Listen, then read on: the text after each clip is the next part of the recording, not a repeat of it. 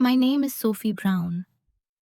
I'm in my early 30s now, and for most of my adult life, I've been described the same way: capable, composed, dependable. I work in a role that looks stable from the outside. I speak calmly. I don't overshare. I don't raise my voice. People often assume that means I've always had things under control. What they don't usually see is how early I learned to stay quiet. Growing up, I was the kind of child adults liked. I got good grades. I followed the rules. I didn't cause trouble. Teachers praised my discipline. Relatives admired my report cards. And my parents, especially my parents, measured my worth almost entirely through numbers written in red ink at the top of a page. From the outside, my childhood looked successful. From the inside, it felt narrow, conditional, fragile. This isn't a story about abusive parents in the obvious sense. There were no shouted insults, no dramatic ultimatums. My parents believed they were doing the right thing. They believed pressure built character. They believed anxiety was just laziness in disguise. They believed that emotional discomfort was a small price to pay for academic excellence. And because they believed that, they didn't see me disappearing. In this video, I want to tell you what it's like when your achievements are celebrated, but your inner life is ignored. When your stress is reframed as motivation. When your exhaustion is treated as a failure of discipline rather than a signal of pain. This is a story about the cost of academic pressure, not just on grades or careers, but on identity, self-trust, and the ability to ask for help without feeling ashamed. I'm not sharing this for drama. There's no revenge here, no villain monologue, no sudden triumph. What happened unfolded quietly, over the years, through small decisions and long silences. It's about how being valued only for performance can teach you to disappear emotionally, and how, eventually, that disappearance forces a reckoning. You'll hear about moments that seemed insignificant at the time, conversations that ended too quickly, questions that were never asked. You'll also hear about the slow shift that happens when silence stops being passive and starts becoming intentional. This story doesn't end with me cutting anyone off or proving anyone wrong in a single scene. It ends with clarity, with boundaries, with a different understanding of what success actually costs and what it's worth. If you've ever felt like your mental health mattered less than your results, if you were praised for coping instead of being supported, if you learned early that love felt safest when you were achieving, I want you to listen, not to compare pain, but to recognize patterns. So before we go any further, let me ask you something gently and honestly. When was the first time you realized that doing well didn't necessarily mean being well? To my parents, I was the smart one, not the sensitive one, not the anxious one, not the tired one, just the smart one. The child whose value could be summarized in exam scores and teacher comments. When relatives asked about me, my parents didn't talk about my interests or how I felt about school. They talked about rankings, percentiles, future universities. I became a walking progress report long before I became a person in my own eyes. At home, conversations followed a predictable rhythm. How was school? Fine. What did you get on the test? That second question was the one that mattered. Everything else was background noise. If the grade was high, the conversation ended quickly, satisfied. If it was lower than expected, even if it was still objectively good, there was a pause, a tightening in the air, a recalibration of tone, not anger exactly, disappointment disguised as concern. They would say things like, "We know you can do better," or "This isn't like you." Sometimes, you need to focus more. What they never asked was why I was struggling. They didn't ask if I was sleeping. They didn't notice that I had started waking up with a tight chest, or that my stomach hurt most mornings before school. Those things didn't fit into their framework. There was no column for emotional strain, no grading rubric for fear. At school, teachers praised my discipline. I was quiet, attentive, and reliable. I turned in assignments early. I didn't disrupt class. That reputation followed me everywhere. Adults trusted me. Peers assumed I had it easy.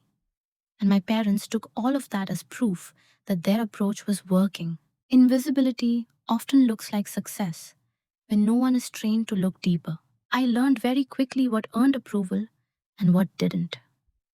Tears made my parents uncomfortable. Anxiety was treated like a distraction. If I said I felt overwhelmed, the response wasn't cruelty, it was efficiency. Everyone feels stressed. That's just part of life. You'll thank us later. So I stopped bringing those things up. I became efficient too. Efficient at swallowing discomfort. Efficient at presenting calm. Efficient at turning emotional distress into silence so it wouldn't interfere with performance. I wasn't trying to manipulate anyone. I was adapting. Children do that instinctively. They figure out what keeps them safe. And in my house, safety looked like achievement. There's a particular loneliness that comes from being praised while you're quietly unraveling. Because praise creates obligation. If everyone thinks you're doing well, you feel guilty admitting you're not. You start to believe that struggling means you're ungrateful, weak, dramatic. So I minimized myself. When panic started creeping in before exams, I told myself it was motivation. When I couldn't concentrate because my mind was racing, I worked longer hours instead of asking for help. When I felt numb, I assumed it was maturity. My parents loved me. I know that now. But their love was expressed through pressure, not presence. Through expectations, not curiosity. They believed preparing me for a competitive world meant hardening me against my own emotions. What they didn't understand was that emotions don't disappear when ignored. They go underground. They resurface later, often louder, often messier. To them, I was reliable, low maintenance, easy, the child they never had to worry about. And that, strangely enough, was the problem. Because when you're the child no one worries about, you don't get checked on. You don't get asked the second question. You don't get permission to falter. You become invisible, not because you're neglected outright, but because you perform stability so well that no one imagines you might need support. I didn't resent my parents back then. I internalized everything. I believed the story they were telling, that my feelings were secondary, that resilience meant silence, that success required sacrifice, and that sacrifice was supposed to hurt. I didn't know yet how expensive that belief would be. The first time I realized something was wrong, it didn't happen during a big argument or a dramatic breakdown. It happened on an ordinary weekday afternoon, the kind that disappears in memory unless something quietly sharp happens inside it. I was 14. I had just received the results of a mathematics exam. It was a subject I usually excelled in, the one my parents liked to mention most often when talking about my potential. This time, though, I scored a few points lower than usual. Still above average. Still objectively good, but not excellent. I remember standing in the kitchen, holding the paper in my hands, waiting for my mother to finish what she was doing so I could show her. I wasn't scared. Not yet. I was more unsure. I had been struggling with sleep that week. My mind wouldn't slow down at night. I felt foggy during the exam. I wanted to explain that part too. When she finally looked at the paper, her eyes went straight to the number. She didn't read the comments. She didn't ask how I felt. She just tilted her head slightly and said, "What happened here? Are you okay?" Was the test difficult? Just what happened? I started to answer. I told her I'd been feeling anxious lately, that I couldn't sleep, that my thoughts kept looping, even during the test. I didn't use big words. I didn't dramatize it. I was careful, already sensing that I needed to be. She sighed, not in frustration, more in inconvenience. Sophie, everyone feels nervous sometimes, she said. You can't let that affect your performance. Then she added, you need to learn how to manage that. University won't be any easier. That was it. The conversation was over. She handed the paper back to me and went back to what she was doing. The moment passed. No raised voices, no punishment, no cruelty that anyone else would notice. But something inside me closed. That was the first small cut. The moment I understood that my internal experience was less relevant than my output. That explaining how I felt didn't lead to care, only to correction. That vulnerability, even when offered calmly, was treated as a flaw to be managed rather than a signal to be understood. I didn't cry. I nodded. I went to my room and sat at my desk, staring at the wall longer than I'd like to admit. I remember thinking, okay, so this is how it works. From that day on, I edited myself. I stopped mentioning the nights I lay awake counting my breaths. I stopped talking about the tight feeling in my chest before exams. When I felt overwhelmed, I framed it as being busy instead of being anxious. Busy was acceptable. Anxiety was not. At school, nothing changed. Teachers still praised me. Friends still assumed I was confident. At home, my parents seemed relieved. I was back on track, productive, focused, and because no one reacted to that moment, because there were no consequences, no visible damage, it would have been easy to dismiss it as insignificant. But small cuts don't bleed much. They don't demand attention. They heal on the surface while leaving sensitivity underneath. That interaction taught me something very specific. That emotional honesty created discomfort for the people I depended on. And once a child learns that, they adapt quickly. I learned to translate pain into productivity, fear into preparation, exhaustion into discipline. What no one noticed was that the cost of this translation was accumulating. I began measuring my worth more harshly than my parents ever did. I internalized their expectations and raised them. When I succeeded, I felt relief, not pride. When I struggled, I felt shame, not curiosity. My inner voice became an echo of theirs, efficient, demanding, emotionally unavailable. And the world rewarded that version of me, which made it even harder to question whether something was wrong. That first small cut didn't hurt because of what was said. It hurt because of what wasn't.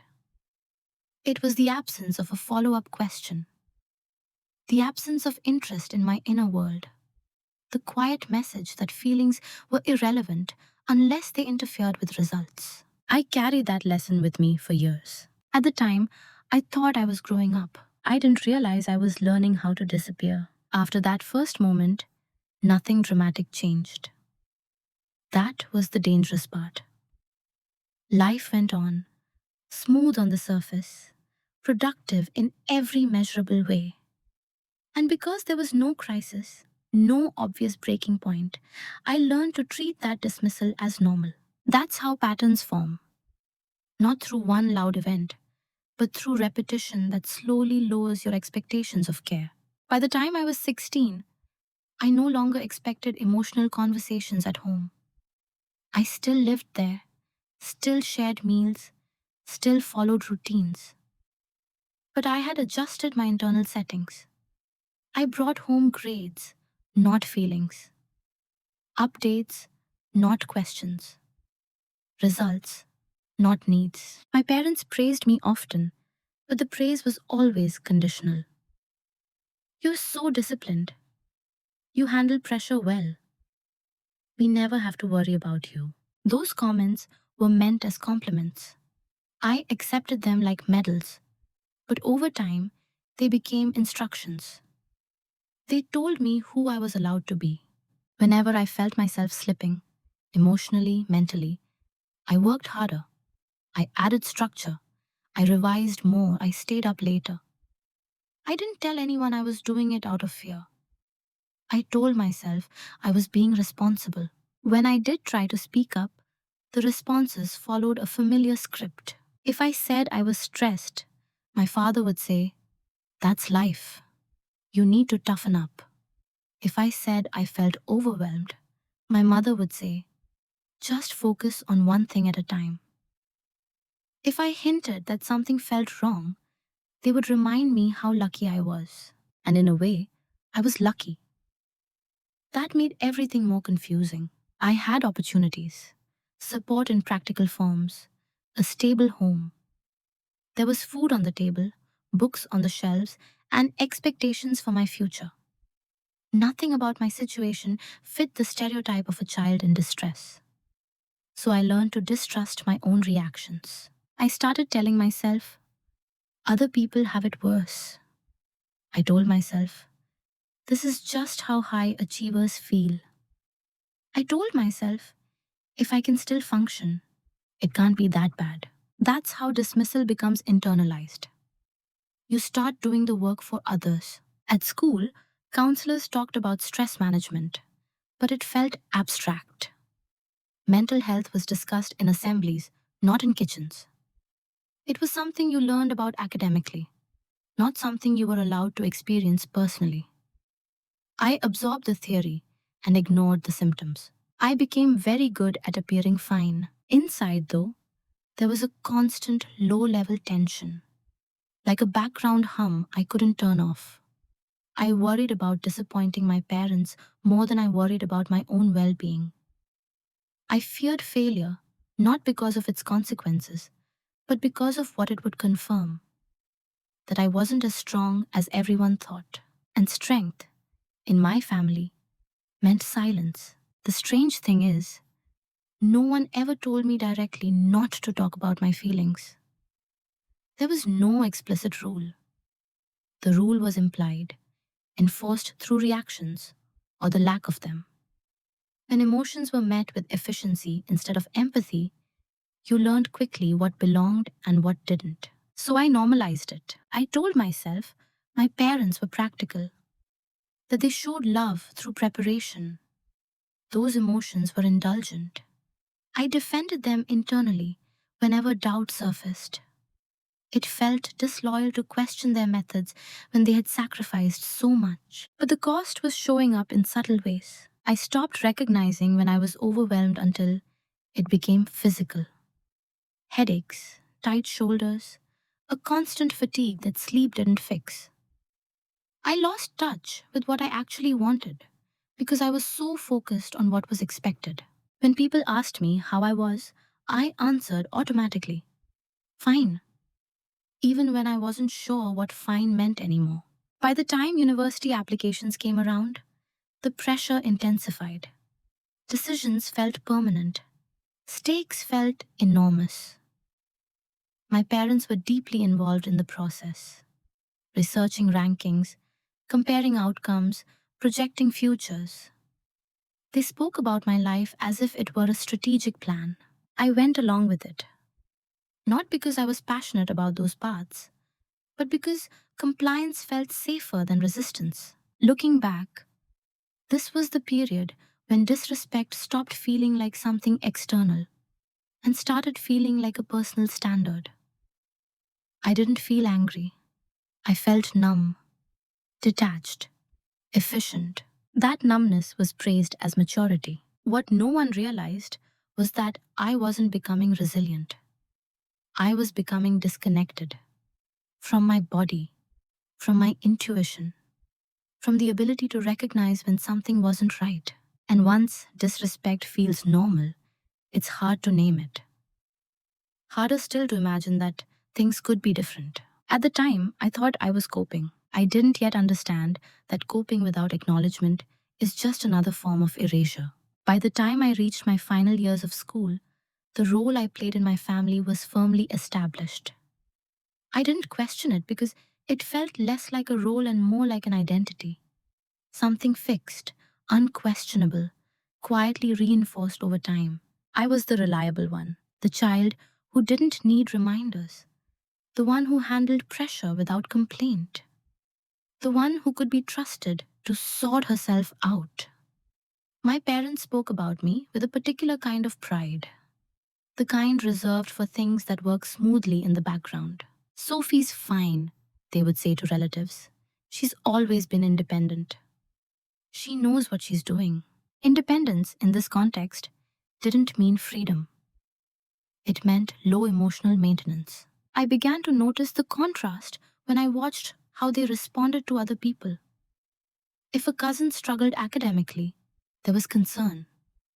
If a friend's child acted out, there was a discussion. But with me, the assumption was always stability. I had proven I didn't require attention, so none was offered. And once that expectation is set, it becomes self-reinforcing. If I tried to express doubt or fatigue, it felt like breaking character. My parents would look surprised, almost confused, as if I had momentarily stepped out of the script. "This doesn't sound like you," my mother would say. "You've always handled things so well." That sentence did more than reassure them.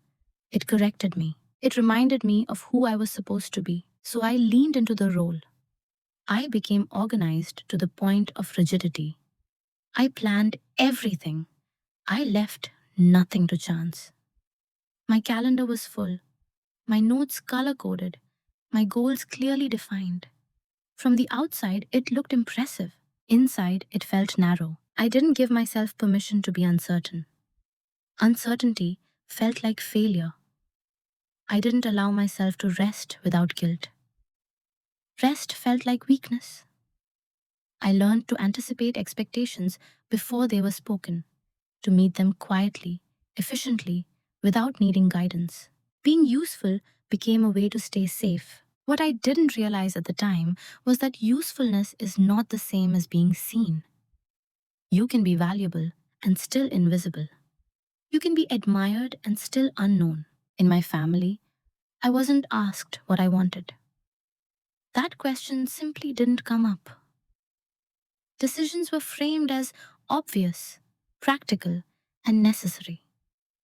My job was to adapt. When I hesitated about certain choices, subjects, universities, long-term paths, the response was always pragmatic. "This makes sense. This will open doors.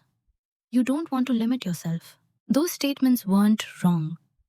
They were just incomplete.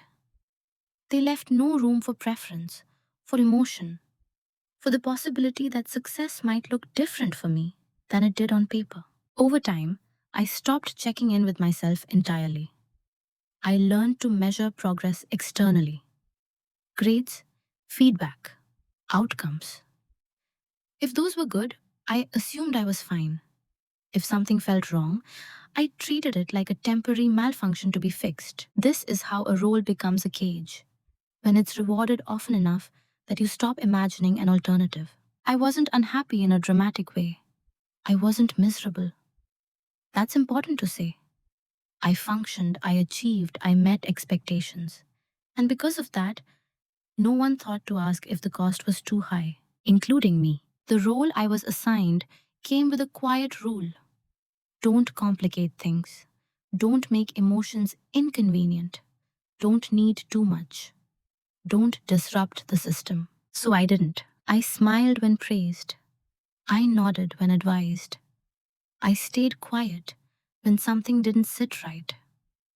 I became very good at occupying space without taking up attention. Looking back, this was the period when I lost access to my own voice. Not because it was taken from me, but because I had learned it wasn't welcome. And when you spend long enough being reliable, useful, and invisible, you forget that being human was ever an option. The shift didn't happen during an argument. There was no confrontation, no raised voices, no dramatic declaration of independence. In fact, if you had been watching from the outside, you wouldn't have noticed anything at all. That's how internal changes usually begin, quietly, without witnesses. I was 19, in my first year away from home. The university had given me what I thought I wanted: distance, autonomy, the chance to prove I could handle things on my own. On paper, I was doing well. I kept my grades high. I met deadlines. I stayed organized.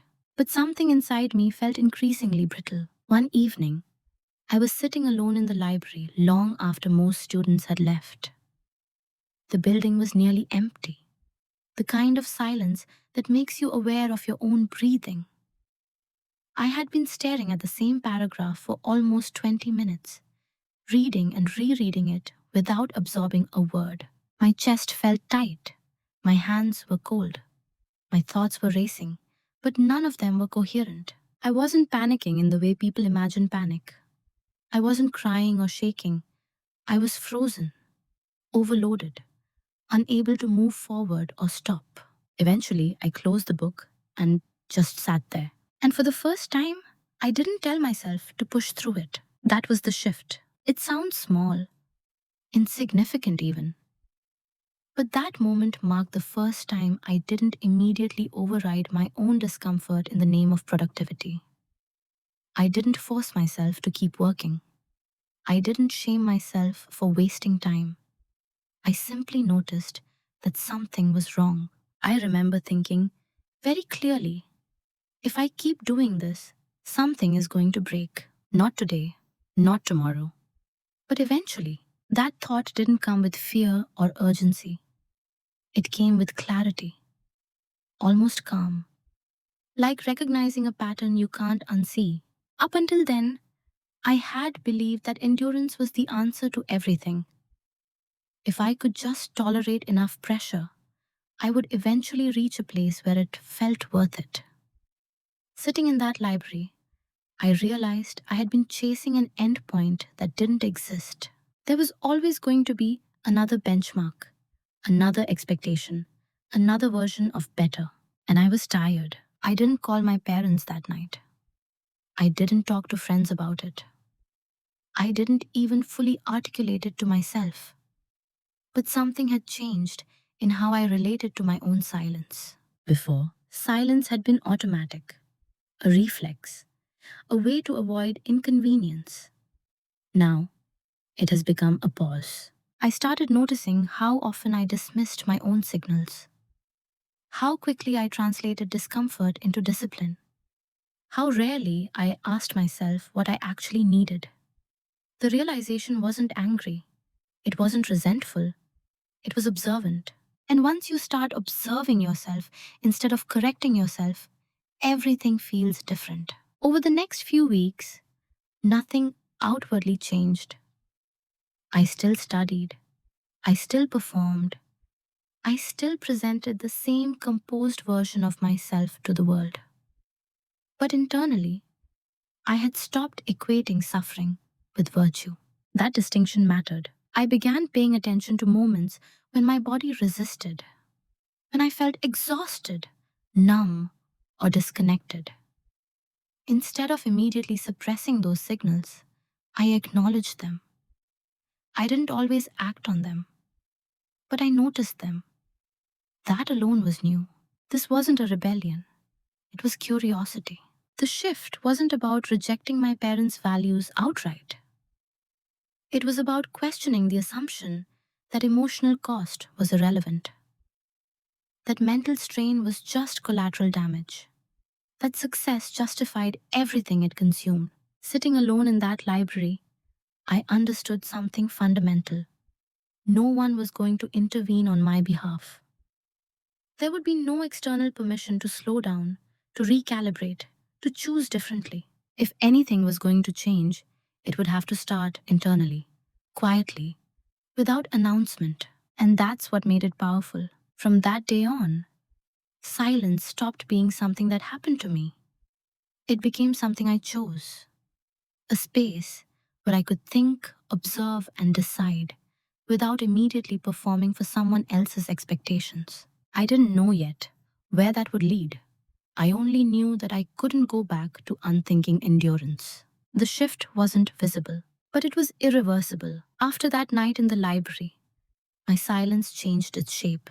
Before, it had been instinctive, an automatic response to pressure.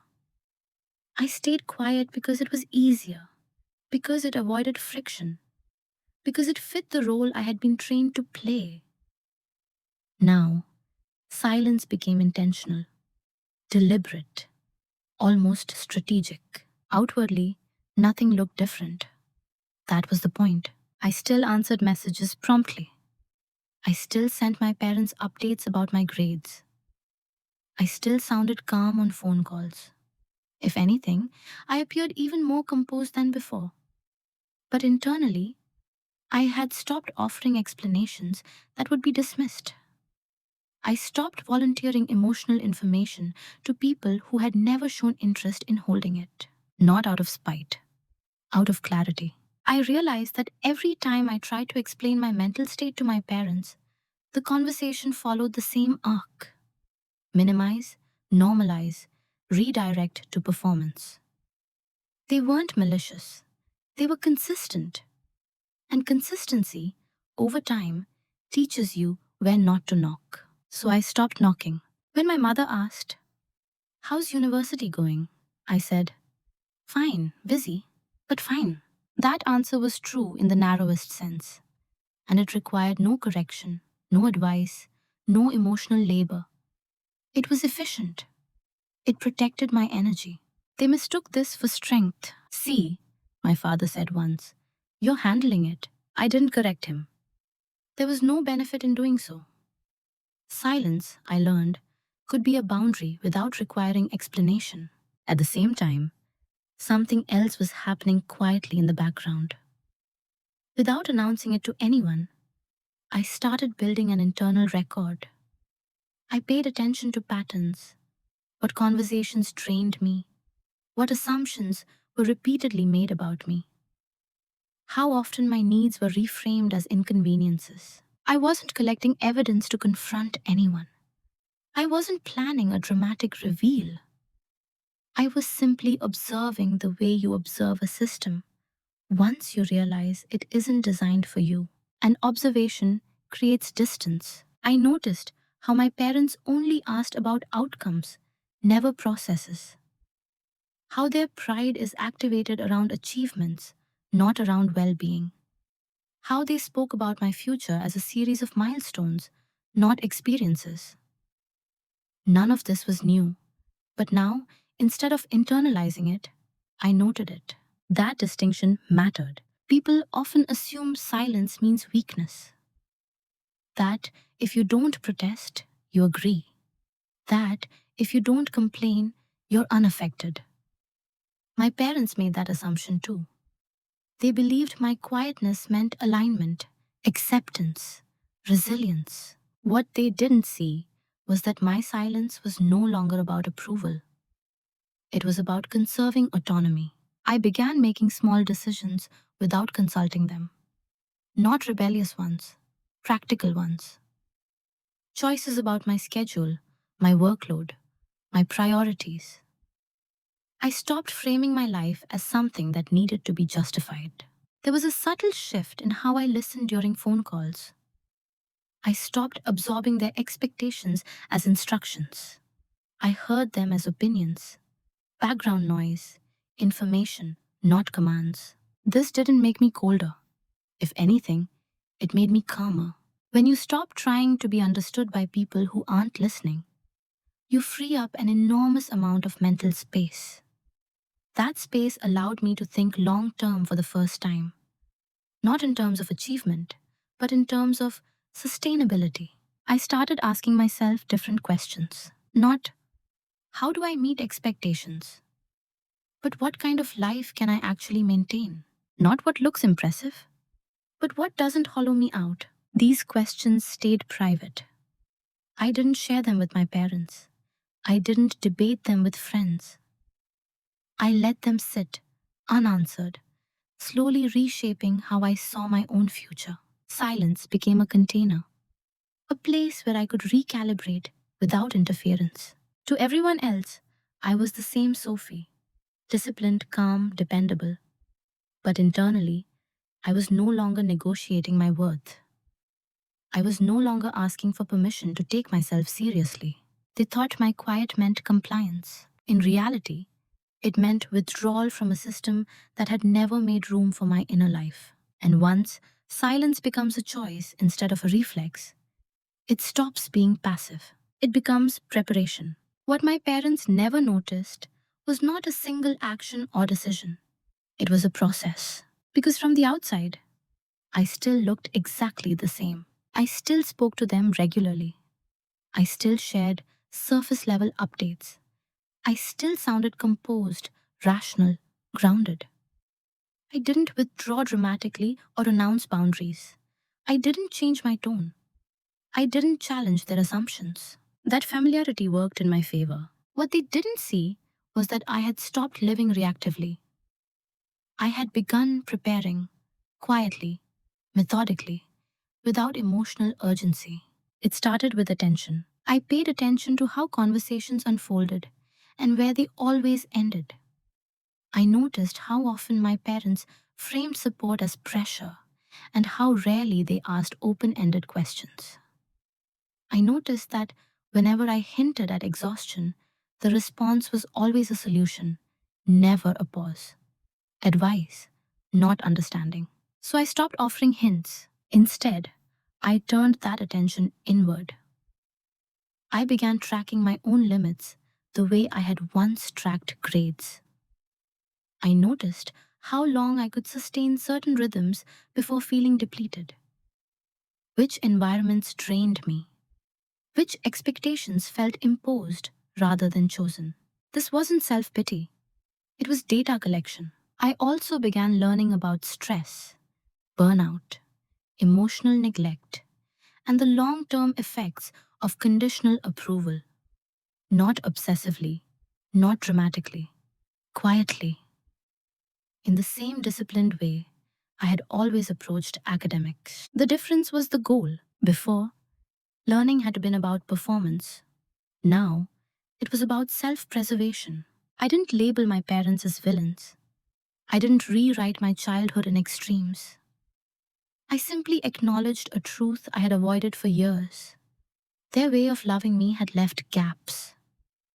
And those gaps had shaped me in ways I needed to understand if I was ever going to change direction. I also started documenting my own patterns. When I felt anxious, I didn't suppress it immediately. I noted it. When I felt numb, I asked what preceded it. When I felt relief, I paid attention to why. This kind of internal work is invisible by design. There's no announcement, no external validation. And because I had always been praised for functioning, no one noticed that I was redefining what functioning meant. My parents assumed I was simply maturing. In a way, they were right. I stopped seeking reassurance from them. I stopped measuring my choices by their reactions. I began building a version of my life that didn't rely on their approval to feel legitimate. That included practical preparation. I became financially literate. I learned how to budget independently, how to plan without family input, and how to assess risk without deferring to authority. I made sure I understood my options, not just academically, but structurally. Independence, I realized, wasn't emotional distance, it was logistical clarity. At the same time, I was careful not to provoke concern. I didn't want questions. Questions invited opinions. Opinions invited pressure. Silence kept things neutral. They never noticed that I had stopped asking for advice. They never noticed that I had stopped updating them on decisions until after they were made. They never noticed that I had stopped hoping they would finally ask the right question, because hope had been replaced by something steadier. Acceptance, not the passive kind. The clear-eyed kind that recognizes limitations without resentment. I accepted that my parents were unlikely to change, that their worldview was deeply embedded. That waiting for validation I might never receive was costing me energy I could no longer afford to waste. And once you accept that, preparation becomes possible. I wasn't preparing to confront them. I wasn't preparing to cut them off. I was preparing to live in a way that didn't require constant self erasure. That meant building support elsewhere, quietly forming connections with people who asked how I was and waited for the answer, allowing myself to rest without justifying it, redefining success in terms of sustainability rather than impressiveness. None of this was visible in family photos or phone calls. To my parents, I was still the same dependable daughter, still doing well, still handling it.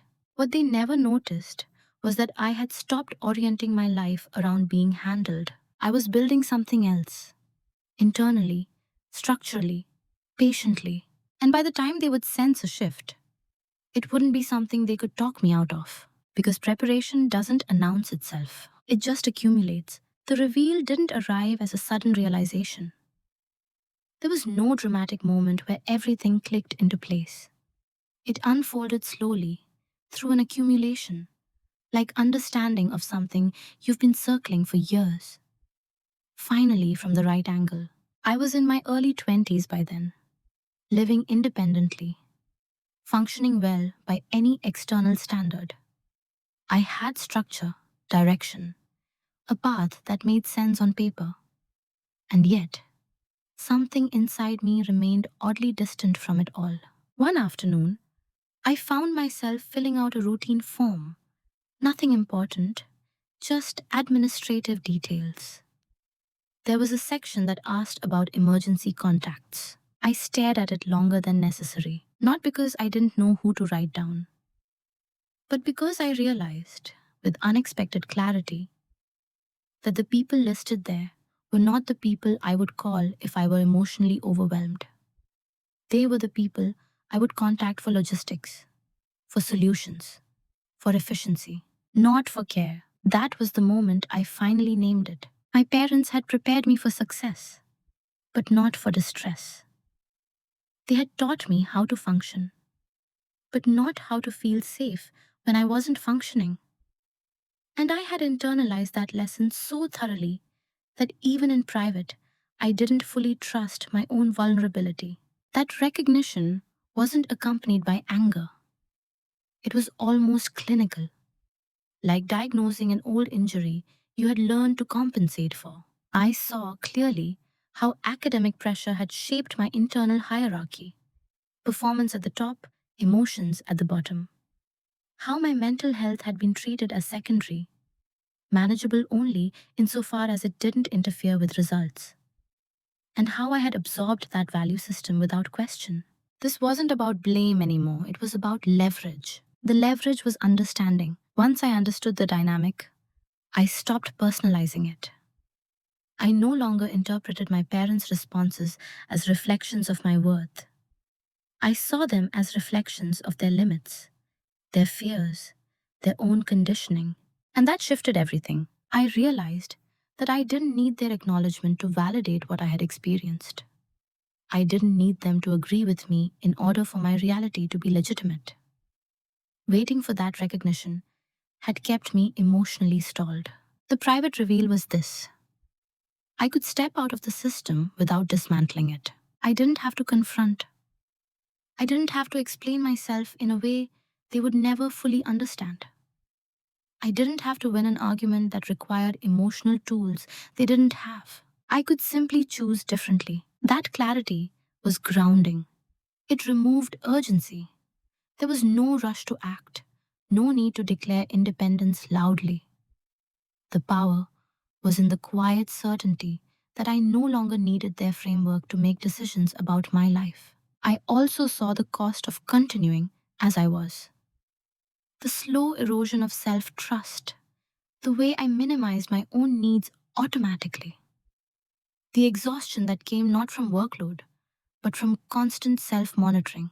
Once you see that cost clearly, it becomes impossible to ignore. I didn't celebrate this realization. There was no sense of triumph. If anything, there was grief.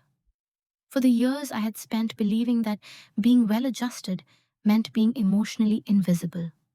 For the child who had learned too early that distress was inconvenient. But grief didn't paralyze me, it clarified my priorities. I began asking myself one quiet question over and over. What would change if my mental health were not negotiable? Not something to be managed later, not a reward for success, but a baseline requirement. The answers didn't come all at once, but they came steadily. And with each answer, I felt more solid, less reactive, less compelled to justify my choices. The need for approval faded, not because I had rejected my parents, but because I had outgrown the role they needed me to play. They never knew about this shift. They never saw the moment when their influence quietly loosened its grip. To them, nothing had changed. To me, everything had. Because once you privately reclaim your internal authority, external dynamics lose their power without a single confrontation. And that kind of clarity doesn't announce itself. It simply settles in. The decision didn't arrive as a single choice. It arrived as a narrowing. Once the private reveal had settled in, I began to see my options more clearly. Not as possibilities, but as paths with consequences I could finally evaluate honestly. For the first time, I wasn't asking which path looked best or which one would earn the most approval. I was asking which one I could live inside without constantly overriding myself. There were several options in front of me. I could continue as I was. High functioning, outwardly successful, emotionally contained. That path was familiar, predictable. It required no explanations and very little resistance. My parents would remain comfortable. Conversations would stay smooth. I would continue to be praised for coping. But I knew the cost now. I had felt it accumulating for years. Staying meant accepting that my mental health would always be secondary, something I tended to quietly rather than protect it deliberately. Another option was confrontation. I could sit my parents down and explain everything: the pressure, the anxiety, the years of emotional minimization. I could ask them to understand something they had never been equipped to see. I could hope for validation, for remorse, for a different kind of relationship. But hope, I had learned, was expensive. That option required emotional labor from me, with no guarantee of return. It also required them to change in ways they had never shown interest in changing. I knew what those conversations would sound like: well-meaning, defensive, practical. Solutions were offered where acknowledgement was needed. Explanations where empathy should have been. I didn't want to spend my energy proving my pain was real. The third option was quieter, but more definitive. I could restructure my life in a way that no longer depended on their expectations. Not by cutting them off, not by rebelling, but by removing their influence from my decision-making process entirely. I could stop orienting my choices around how they would react. This option didn't require permission. It required resolve. Choosing it meant accepting a certain kind of loneliness. Not the loneliness of abandonment, but the loneliness of standing on your own internal authority. It meant giving up the hope that they would one day suddenly understand. It meant letting go of the role I had been rewarded for playing.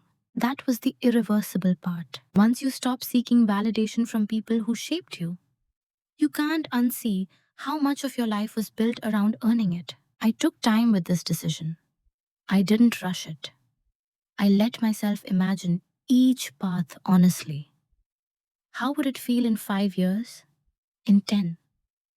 Whether it would allow me to breathe. And slowly, the answer became obvious. Not emotionally charged, not dramatic, just clear. I chose the path that protected my internal stability, even if it confused others. That meant making decisions privately and sharing them after the fact. It meant setting limits without announcing them. It meant redefining success in ways my parents wouldn't necessarily recognize or celebrate. I didn't tell them I had chosen differently. I just did. I adjusted my plans. I selected opportunities based on sustainability rather than prestige. I prioritized environments that didn't reward constant self sacrifice. I built a life that could hold me on difficult days, not just impressive ones.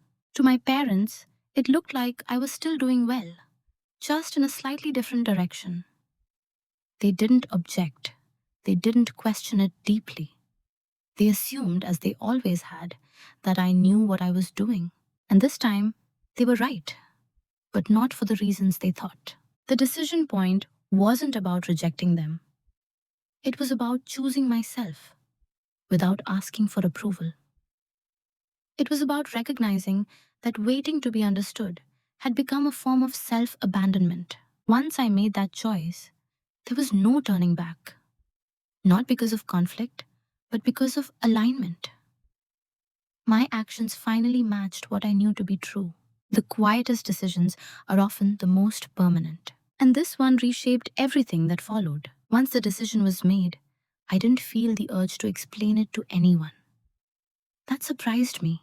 I had spent so much of my life translating myself, justifying choices, preempting disappointment, managing reactions, that I assumed this phase would require even more explanation.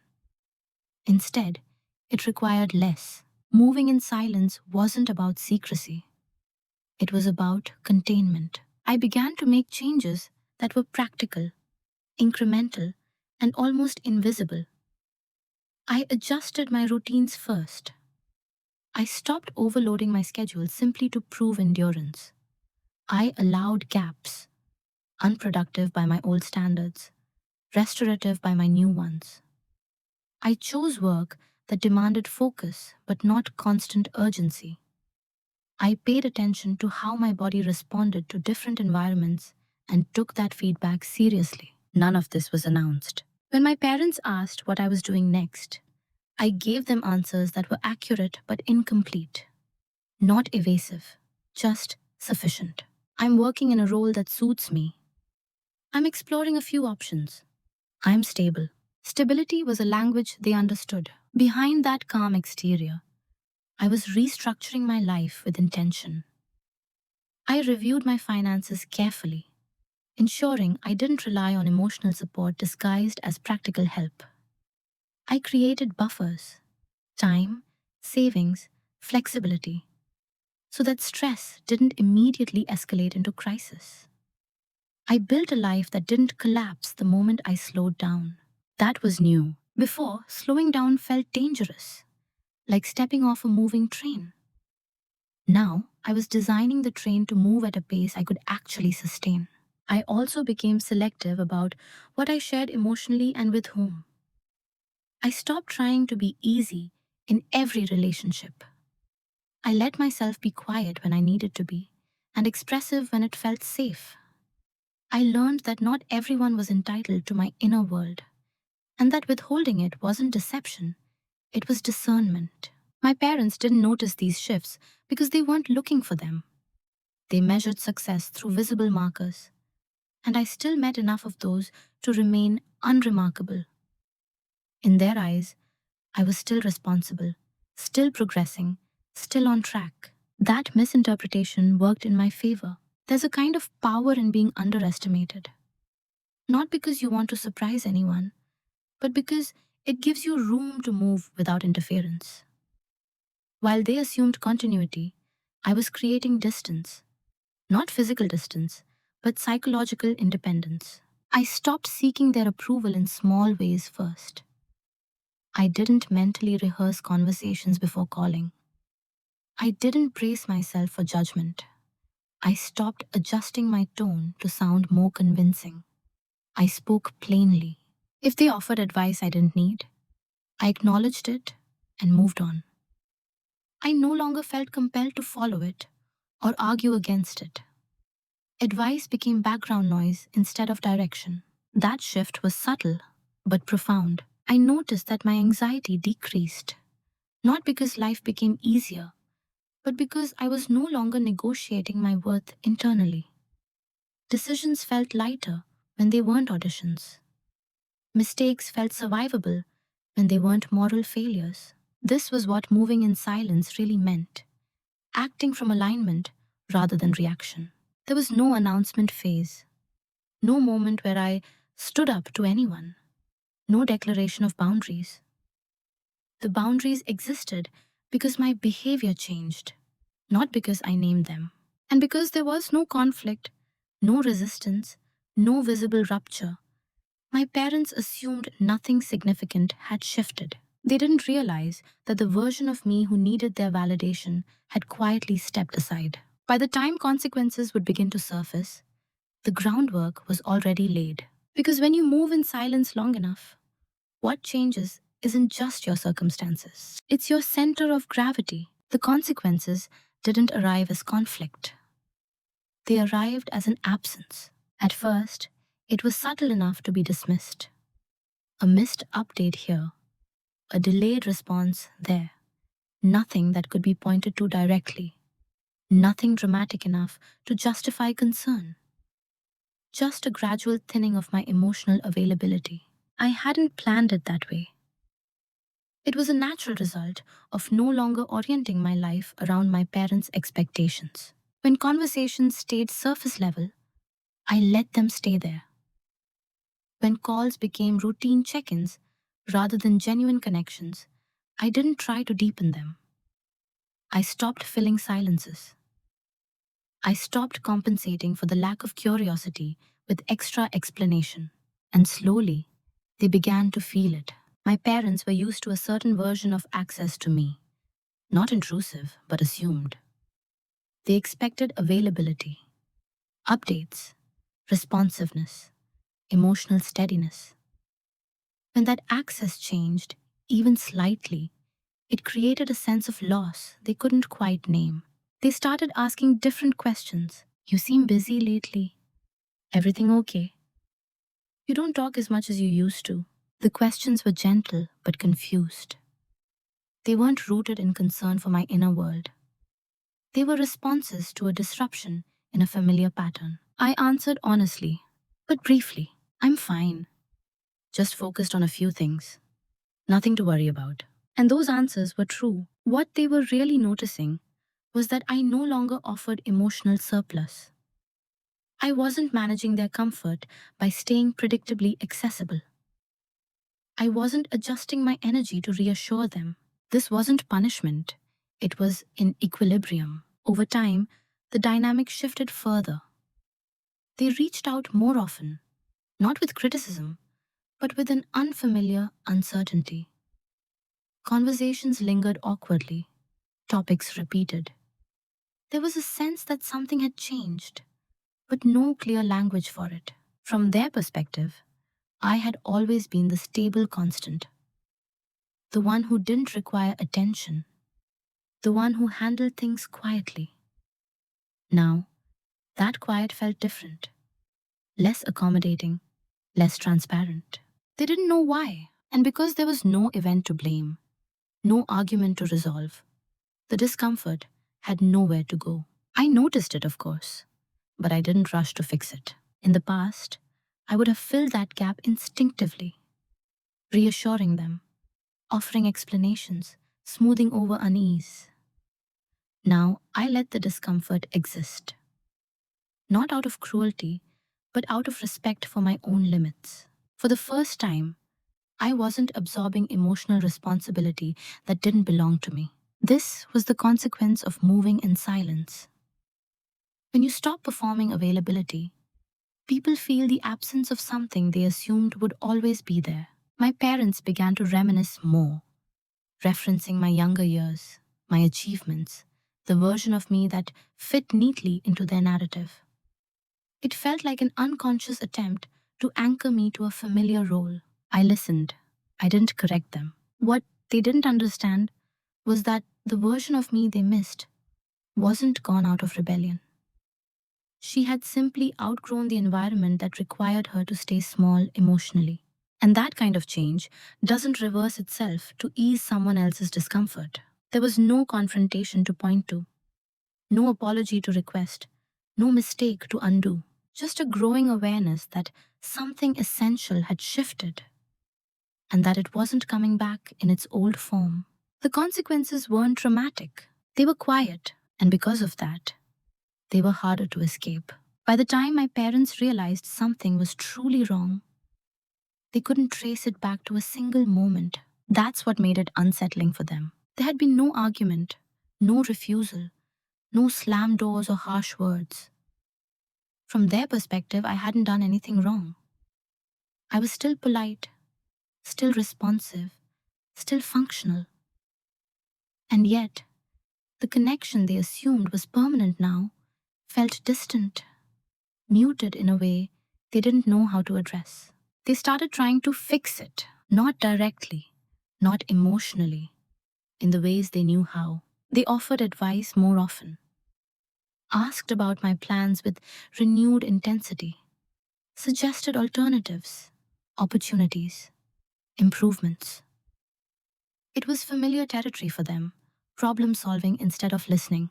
But this time, it didn't land. Their suggestions no longer carried weight because they were offered too late, after I had already rebuilt my internal framework, after I had stopped relying on them as emotional anchors, after I had accepted that their version of support came with conditions I was no longer willing to meet. They could sense the shift, but they misdiagnosed the cause. My mother once asked carefully, "Did we do something wrong?" The question surprised me, not because it was insightful, but because it came so late. It wasn't followed by curiosity or space. It was followed by a nervous explanation. "We just want what's best for you. We pushed you because we believed in you. You know we're proud of you." I nodded. I didn't argue. Those statements had always been true. They just weren't complete. What they were offering now was reassurance, not repair. And reassurance doesn't reach wounds that were never acknowledged in the first place. I could feel their anxiety rising, the sense that something important was slipping away, and they didn't know how to grab it back. They asked more questions, but still the wrong ones. They focused on outcomes, on plans, on visible markers of stability. They didn't ask how I was feeling, even now. That was when I knew it was too late to fix it the way they wanted to. Not because I was unwilling to talk, but because the conversation they were reaching for required emotional tools they didn't have and hadn't developed when it mattered most. I didn't feel angry. I felt clear. I realized that even if I explained everything perfectly, even if I laid out years of pressure and silence with precision, it wouldn't create the connection they were hoping for. It would only create defensiveness, guilt, or intellectual agreement without emotional understanding. And I didn't want any of that. I had spent too long managing other people's comfort at the expense of my own. I wasn't willing to do it again just to restore a familiar dynamic. So I stayed calm, kind, reserved. I answered what they asked, not what they hoped for. I didn't reopen old ground. I didn't seek apologies. I didn't offer absolution. I let the distance remain, not as punishment, but as a boundary that had formed naturally and solidly. That boundary wasn't something I had built consciously. It was the result of years of self-protection finally taking shape. My parents were confused by it. They felt regret, but without direction, concern, but without access. They wanted to go back, not to a specific moment, but to a version of me that felt reachable. What they didn't understand was that the version of me who needed to be reached no longer existed. You can't retroactively provide emotional safety. You can't undo years of conditional approval with a sudden surge of concern. And you can't rush intimacy when someone has learned to survive without it. That doesn't make anyone a villain. It just makes timing matter. By the time my parents were ready to listen, I no longer needed to be heard by them. I had already done the listening, quietly, internally, over many years. And that was the moment I understood something painful but freeing. Not everything broken requires confrontation. Some things simply reach a point where they can no longer be repaired in the way one side expect. And accepting that is its own kind of closure. The confrontation, when it finally came, was not what people imagine when they hear that word. There was no explosion, no raised voices, no list of accusations delivered after years of silence. It happened on an ordinary afternoon, in an ordinary room, with tea growing cold between us. That alone told me how much I had changed. My parents were tense in a way I hadn't seen before. Not defensive, but uncertain, as if they were standing on unfamiliar ground. My mother spoke first, carefully, choosing each word. "We feel like you're farther away," she said, "and we don't know why." I didn't rush to reassure her. I didn't soften the moment. I let the silence exist long enough to be honest. "I am," I said calmly, "but not in the way you think." They looked at me, waiting, not interrupting. That was new. I didn't start from childhood.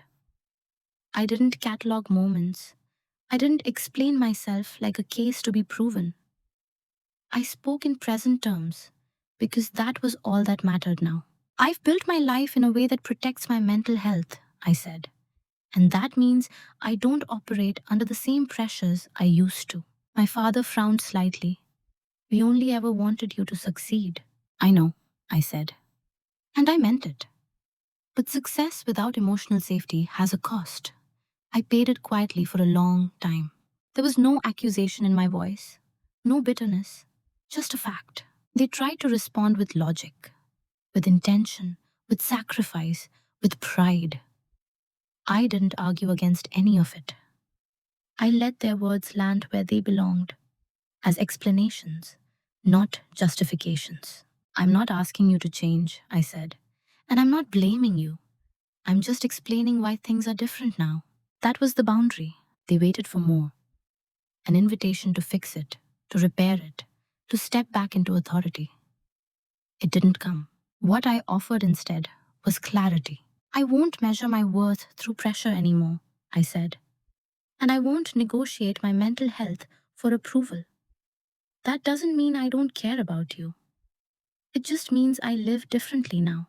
The room was quiet, not tense, not hostile, just still. For the first time, I wasn't trying to be understood at any cost. I was simply stating what was true and letting them take it or leave it. My mother nodded slowly. She didn't fully understand. That much was clear. But she understood enough to realize this wasn't a phase or rebellion or something to be corrected. It was final. There was no apology, no dramatic reconciliation. And strangely, I didn't need one. Because the purpose of that conversation wasn't emotional release. It was alignment. I left that afternoon feeling lighter. Not because everything had been resolved, but because nothing had been distorted. I hadn't minimized myself. I hadn't over-explained. I hadn't taken responsibility for emotions that weren't mine to manage. Confrontation without heat isn't about winning.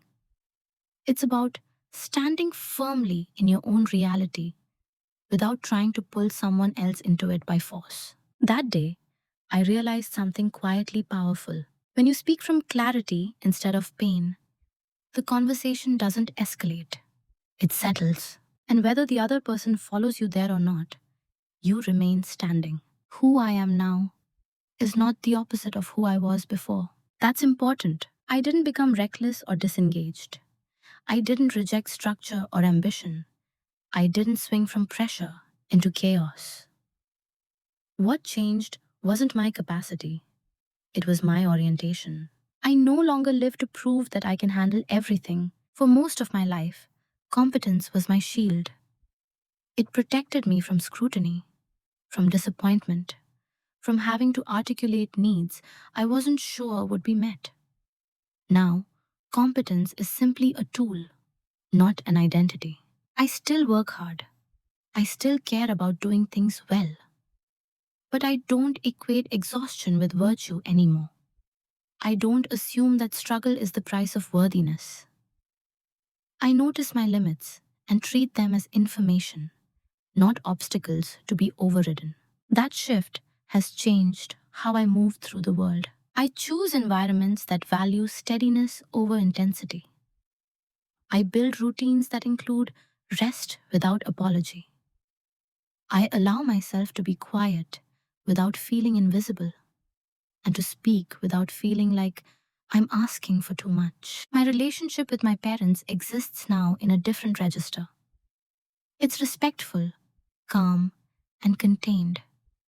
I don't expect emotional depth where there has never been much. I don't offer more of myself than I'm willing to give. And that makes our interactions cleaner, less charged, less disappointing. Some people might call that distance. I call it accuracy. I no longer look to my parents to validate my choices or reflect my emotional reality. That role has been released, not with resentment, but with realism. They gave me what they knew how to give. I stopped asking them for what they didn't know how to offer. That alone has brought a surprising amount of peace. I'm also more attuned to others now, not in a self-sacrificing way, but in a grounded one. Because I've learned what it feels like to be praised but unseen. I pay attention to the quiet people. I ask follow-up questions. I notice when someone is performing stability instead of living it. And I don't mistake silence for strength anymore, especially in myself. If there's a form of dominance in this story, it's not control over others. It's self-possession. The ability to choose without defending, to be calm without being compliant, to be firm without being loud. I don't need to prove what I've overcome. I don't need to display resilience as a badge.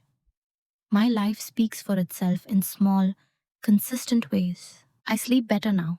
That might sound insignificant, but it isn't. Sleep used to be where my thoughts ambushed me, where pressure replayed itself in loops I couldn't interrupt.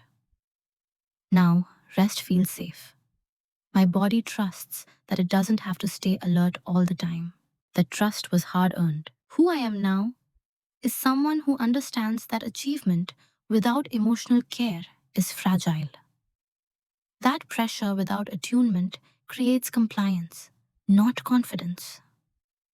That mental health isn't something you earn by being good enough. It's something you protect because you're human.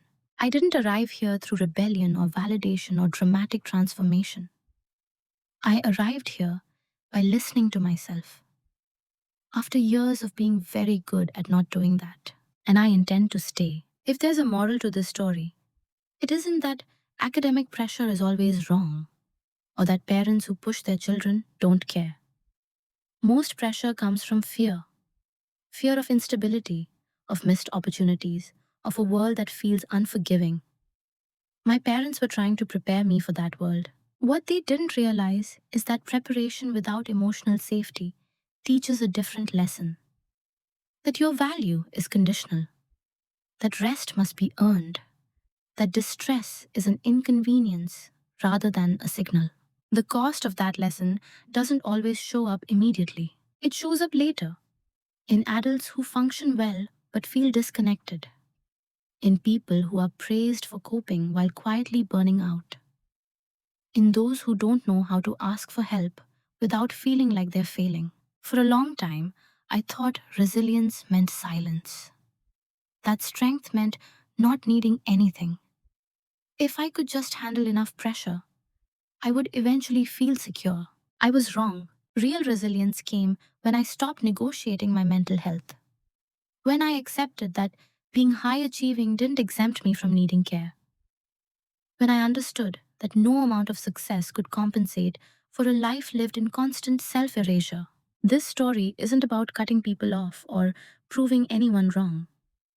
It's about recognizing when a system, even a well-intentioned one, is costing you more than it gives, and having the quiet courage to step out of it without needing permission. Some parents will never fully understand the emotional impact of the pressure they applied. Some conversations will always arrive too late. That doesn't mean you're obligated to keep paying the price. You're allowed to redefine success.